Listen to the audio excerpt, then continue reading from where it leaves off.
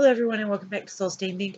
My name is Beth, and I wanted to come at you very quickly and just take a minuscule moment of time to chat about the book I just finished, which is The Wizard's Dilemma by Diane Duane.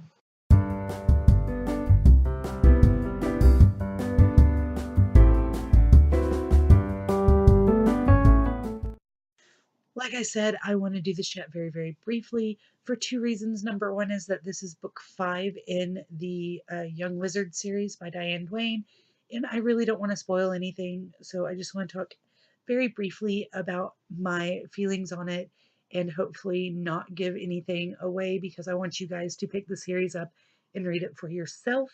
And number two is the fact that it's about 1 o'clock in the morning, so we are in that tremulous time between Saturday night and Sunday morning, and I still need to wind down from all of the feels that reading this book has given me, and that's going to involve some Netflix and some snackiness and just trying to relax into being ready to sleep because I'm afraid that this is not going to be a book that I can just fall right asleep after. So, in The Wizard's Dilemma, we continue following Nita and Kit, who are our wizard friends. They are partners in wizardry, but at the beginning of the book, they have a falling out, as it were, and are not really working together for the vast majority of the book. In fact, they're not really talking to each other for the vast majority of the book. There are several reasons for this, but basically, they're in high school and they're trying to deal with the all of the things that happen, the adolescence, the bullying, the trying to find your place, all of that. And when you combine that with two very strong willed people who are trying to be partners in wizardry, things just kind of get to be too much. And so at the beginning of the book, like I said, they kind of take a break from each other. So throughout the entire book, as you're watching them both deal with the things that are thrown at them, there's this constant feeling of, oh, I want to tell Kit, oh, I miss Nita, oh, we would do this, but wait.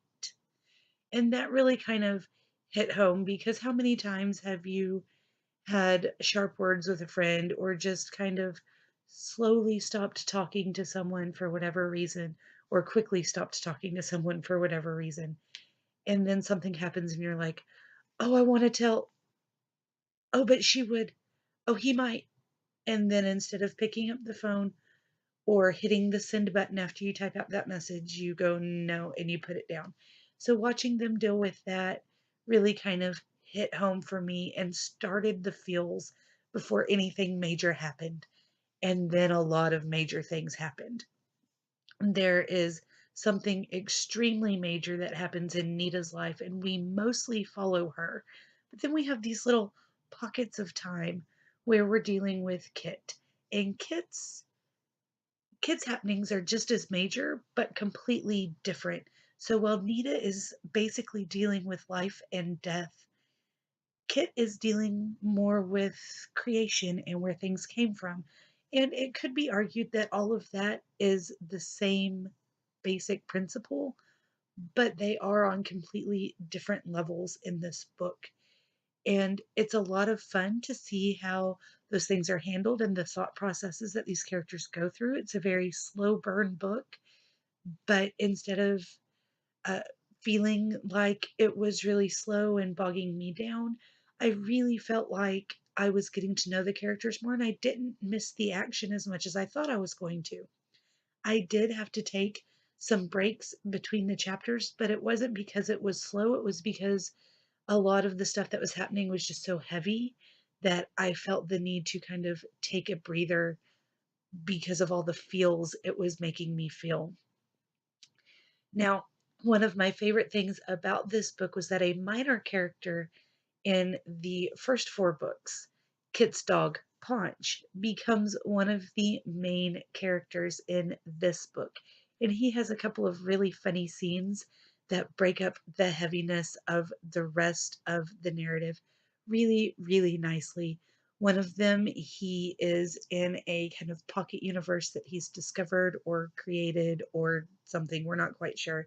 And there are these gray squirrels, and so he's chasing the squirrels, and then when he gets tired, he'll lay down and the squirrels just do line up and wait on him to chase them again, where they'll follow him around until he turns around and barks and chases one of them.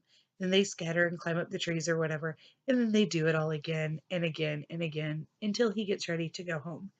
And that is not only hilarious and just absolutely perfect for this dog to have created this universe, but it kind of helps us understand some of the things going on in the larger narrative while having a little bit of fun. And I really enjoyed that. So that's all I've got for you guys on The Wizard's Dilemma. If you want to know more about it, please let me know down below. If you've read it, let me know what you thought. If you have not read any of these books, please, please, please go pick them up. The first book is So You Want to Be a Wizard, and I've probably read So You Want to Be a Wizard 7 or 8 times at this point. It is still one of my absolute favorite books. You can read it as a standalone, but by the time you get finished with the book, you're definitely going to want to know what happens next. And I really encourage you to pick them up. Yes, technically they are sort of middle grade YA fantasy books. They are so much more. I don't care how old you are, if you can stand to read a fantasy book, if you can stand to read 400-page books, even if you don't think you can, pick the thing up, read the book. I guarantee you're going to enjoy it. So I will talk to you guys again pretty quickly. And until then, I hope you have a wonderful night. Bye.